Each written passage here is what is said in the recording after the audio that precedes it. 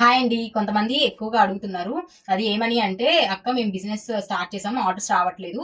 మీకు ఆర్డర్స్ ఎలా వస్తున్నాయి? ఏమైనా బిజినెస్ ఐడియాస్ ఉన్నాయా? కొంచెం చెప్తారా?" అనేసి అడుగుతున్నారండి. సో, ఈ బిజినెసే కాదండి. మీరు ఏ బిజినెస్ స్టార్ట్ చేసినా గానీ, మనకు కావాల్సింది ఫస్ట్ కస్టమర్ అనమాట. కస్టమర్ లేకుండా మనం ఎన్ని లక్షలు పెట్టి బిజినెస్ పెట్టినా గానీ, అది సక్సెస్ వైపు నడవదండి. ఫస్ట్ మనం కస్టమర్‌తో మంచిగా మాట్లాడగలగాలండి.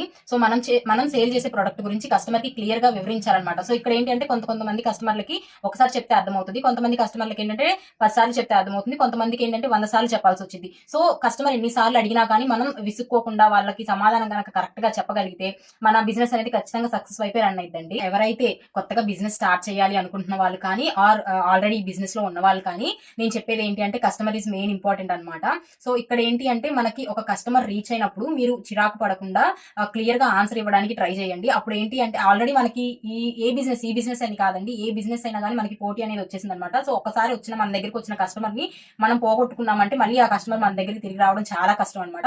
సో, ఫస్ట్ మీకు కస్టమర్ రీచ్ అయినప్పుడే 1కి 10 సార్లు క్లియర్‌గా ఎక్స్‌ప్లెయిన్ చేయడానికి ట్రై చేయండి. అండ్ మీ దగ్గరికొచ్చిన కస్టమర్‌ని వదులుకోకుండా ఉండండి. అప్పుడు ఆటోమేటిక్‌గా మీకు బిజినెస్ అనేది చాలా సక్సెస్‌ఫుల్‌గా జరిగిద్ది. Thank you for watching. Bye.